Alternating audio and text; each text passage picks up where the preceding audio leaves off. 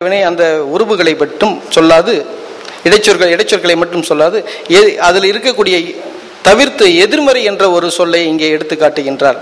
தத்தம் குறிப்பால் பொருள் தரவன குறிக்கும் இடைச்சொற்கள் மட்டுமே குணவீர பண்டிதரால் இடைச்சொல் மரபில் எடுத்தாளப்பட்டிருக்கிறது. பெயருக்கும் வினைக்கும் அடிச்சொற்களாக வேர்ச்சொற்களாக அமைகின்றனவை உரிச்சொற்கள். தொல்காப்பிய கருத்துக்களை குணவீர பண்டிதர் உரிச்சொல் மரபில் எடுத்து காட்டுகின்றார். ஒரு பொருள் தரும் பல சொற்களும் பல பொருள் உணர்த்தும் ஒரு சொல்லும் இசை குறிப்பு பண்பு அடிப்படையில் ஓரறிவு முதல் ஆறறிவு ஈரான செய்திகள் இங்கு எடுத்தாளப்படுகிறது. உயிர்களுக்கு பண்பு அடிப்படை என்ற செய்தியை இங்கு மேலோங்கி நிற்கிறது. தொல்காப்பிய எச்சவியல் செய்தியில் தொகை என்பதை எச்ச மரபில் இது பேசுகிறது. தொகை என்பதோடு தொகுத்து கூறுவதும் தொகை என்று கொள்ளலாம் என்று குணவீர பண்டிதர் எடுத்து காட்டுகின்றார். தொல்காப்பியத்தில் 5ஆம் இடத்தை பெற்றுள்ள உண்மை தொகை நேமினத்தில் 2ஆம் இடத்தை பெற்றுள்ளது. அது மட்டுமல்ல, ஒவ்வொரு தொகைக்கும் தொல்காப்பியத்தில் தனித்தனி நூற்பாவளி இலக்கணம் சுட்டுவது போல் குணவீர பண்டிதர் சுட்டவில்லை. ஒரு காலம் தோன்றின் வினைத்தொகையாம் என்று பண்பும் இருபெயரொட்டும் தோன்றும் என்ற சொல் பண்பு தொகை என்று ஒரு வெண்பாவில் விதி செய்யப்பட்டிருக்கிறது. இதில் வருவது முக்கியமான என்ன விஷயம் என்றால், உருபுகள் விரிந்து வருவதை வேற்றுமை விரி பண்பு விரி என்றே தொல்காப்பியம் சுட்டும். ஆனால் நேமிநாதம் உருபுகள் விரிந்து வருவதை தொகை என்று சுட்டுகின்றது. தொல்காப்பியர் இறப்பு காலம் இறப்பல்லா காலம் என 2 வகையாகவும் ஏனைய மரபிலக்கணங்கள் 3 வகையாகவும் குறிப்பிடுகின்றன. நேமிநாதம் ஏதேனும் ஒரு காலத்தை சுட்டினாலே அதனை வினைத்தொகை என குறிப்பிடுவது இங்கு மிகவும் ஆராய்ச்சிக்குரியதாக எனக்கு தெரிந்திருக்கிறது. தொகை மொழிகளில் பொருள்களை உணர்த்தும் போது முன்மொழியும் பின்மொழியும் இருமொழியும் இரு மொழிகளை தொல்காப்பிய செயலுடன் இணைந்தே கொண்டு குணவீர பண்டிதர் விளக்குகின்றார். பெயரியல் வினையியல் தொடர்பான தொல்காப்பிய செய்திகளை குணவீர பண்டிதர் எச்ச மரபில் விளக்கி இருக்கின்றார். அன்மொழி தொகைக்கு விளக்கம் கூறும் இடத்து பொருள்கோள் கூறும் இடத்து இந்நூல் தொல்காப்பியத்திலிருந்து வேறுபடுகின்றது. தொல்காப்பியத்தை கற்க முனைபவர்களுக்கு வழிகாட்டி நூலாக இந்நூல் பயன்பட்டிருக்கின்றது. அந்த காலத்தில் சமண பௌத்த பள்ளிகளில் சமய கல்வியையும் தமிழ் மொழியையும் கற்க வருவோருக்கு பயிற்றுவிக்கும் அடிப்படை இலக்கண நூலாக இந்நூல் விளங்கி இருக்கிறது. தமிழ் இலக்கிய மொழி மரபுகளை உணர்த்தோடு நில்லாமல் தொடரியல் சிந்தனைகளை உலகுக்கு வெளிக்கொண்டு வரவை தொல்காப்பியர் சொல்லியிருக்கிற கோட்பாடை உருவாக்கினார் என்பர். இக்கருத்தை அடிப்படையாக கொண்ட குணவீர பண்டிதர் செயலை செய்திருக்கின்றார். தம் கால வழக்காறுகளை அடிப்படையாக கொண்டு இலக்கண கோட்பாடை குணவீர பண்டிதர் உருவாக்கி இருக்கிறார்.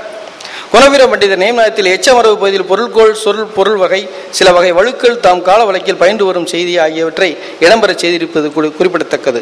தொல்காப்பியர் பிறமொழி சொற்களை தமிழுக்குள் கொண்டு வருவதற்கான விதிவகைகளை கூறினார். இந்நூலுக்கு பல நூற்றாண்டுக்கு பிற்பட்ட நேமிநாத ஆசிரியருக்கு ஏன் இந்த சிந்தனை உருவாகவில்லை?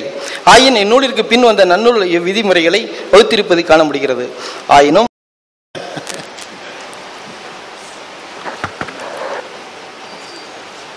தமிழறிஞர்கள் அனைவருக்கும் என்னுடைய அன்பான வணக்கங்கள். கட்டுரைக்கு போகின்றேன். சிவஞான முனிவரின் இலக்கணக் கொடை. சிவஞான முனிவர் உரையாசிரிய மரபினுள் இலக்கிய உரை, இலக்கண உரை, தத்துவ உரை, மறுப்புரை, மொழிபெயர்ப்புரை முதலிய பல்வகை உரைகளை வகுத்துள்ளார். எனவே உரை மன்னர் என்று தமிழ் உலகால் போற்றப்பெறுகின்றார். காஞ்சி புராணம் போன்ற இலக்கியங்களை செய்துள்ளார். எனினும் உரை விளக்கத்தால் பெற்ற புகழே நிலைத்ததாயிற்று. ஆகவே உரைகளுள் இலக்கண உரைகளின் மூலம் சிவஞான முனிவரின் இலக்கண கொடையை, Sivagnana Munivar's contribution to the Tamil grammatical world இனம் காணும் முயற்சி இங்கு மேற்கொள்ளப்படுகின்றது. ஆய்வு மூலம் இவ்வாய்விற்கு நன்னூல் புத்தம்புத்துரை, தொல்காப்பிய முதற்சூத்திர விருத்தி, இலக்கண விளக்க சூறாவளி என்னும் 3 உரை நூல்கள் ஆய்வு மூலங்களாக அமைகின்றன. இலக்கண கொடை. இலக்கண கொடையினை இயல்பு நோக்கில் இலக்கண விளக்கம், இலக்கண ஆய்வு, இலக்கண கொள்கை என 3 வகையாக பாகுபாடு செய்யலாம். இந்த 3 கூறுகளும் ஒன்றோடு ஒன்று விரவி இருக்கும். தனித்தனி கூறுகள் அல்ல.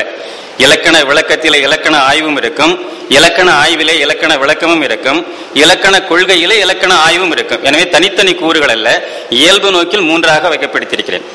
இலக்கண விளக்கம். இலக்கண விளக்கம் என்பது இலக்கண கூறுகள் பலவற்றிற்கு தரும் விளக்கங்கள் ஆகும். இவ்விளக்க கூறுகள் நன்னூல் புத்தம்புத்துரை, தொல்காப்பிய முதற்சூத்திர விருத்தி உரை என்னும் 2 உரைகளிலும் காண முடிகின்றது. அம்முறையில் சில விளக்கங்கள். 1. எழுத்து. எழுதப்படுவது என்னும் பொருளில் எழுது என்னும் முதநிலை முன்னர் செயப்படு பொருண்மை உணர்த்தும் ஐகாரம் சேர்ந்து பின்னர் கெட்ட இடத்து தகரம் இரட்டித்து எழுத்து என்று ஆயிற்று என்பது இவர் தரும் விளக்கம். இவ்விளக்கம் வரிவடிவ நோக்கில் அமைந்துள்ளமையை உணர முடிகின்றது.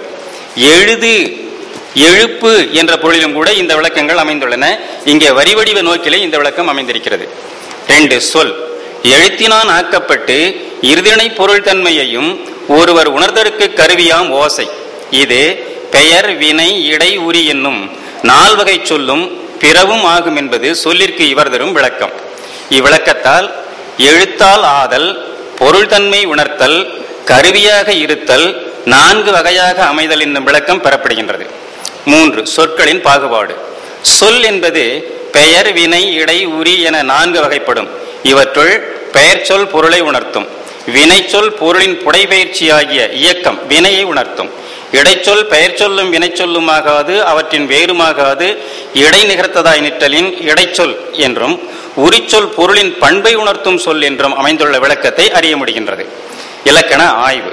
இலக்கண ஆய்வு என்பது ஒரு மொழியில் தோன்றிய இரு இலக்கண நூல் கொள்கைகளை ஒப்பாய்வு செய்தல், ஒரு நூலில் அமைந்துள்ள நூற்பா இயல் முதலியவற்றின் அமைப்பினை ஆராய்தல், முறைவைப்பை கூறுதல், வேறுபாடு விளக்கல், ஒரு மொழியின் இலக்கண கொள்கைகளை பிற மொழி இலக்கண கொள்கைகளுடன் ஒப்பாய்வு செய்தல் முதலியன அடங்கும்.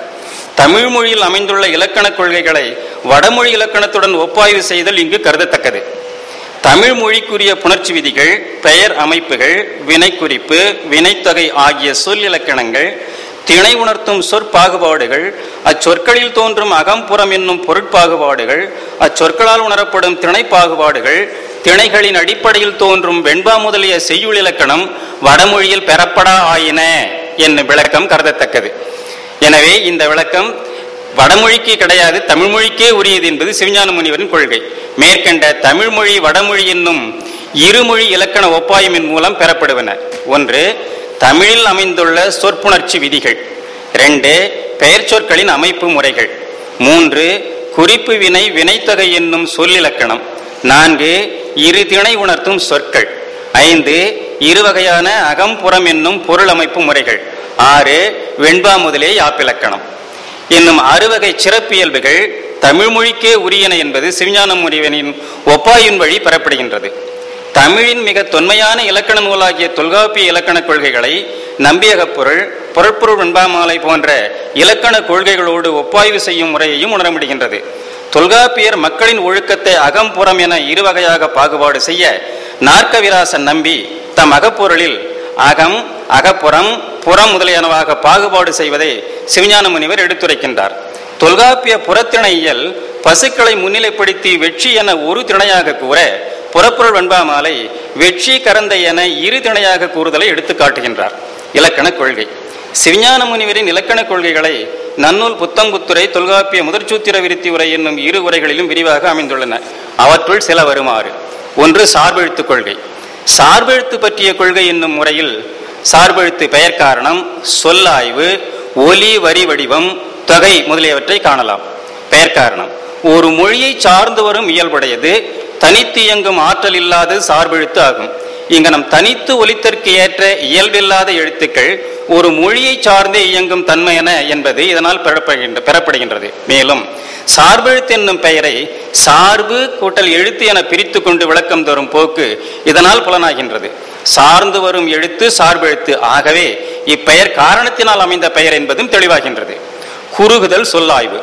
சார்பு எழுத்து என்னும் பொது பெயரினுள் அமைந்துள்ள குற்றியல் இகரம், குற்றியல் உகரம் என்னும் சிறப்பு பெயர்களையும் விரிவாக ஆராய்கின்றார். இவ் ஆய்வின் வழி குறுகும் இயல்புடைய இகரம், குறுகும் இயல்புடைய உகரம் என்னும் விளக்கம் பெறப்படுகின்றது.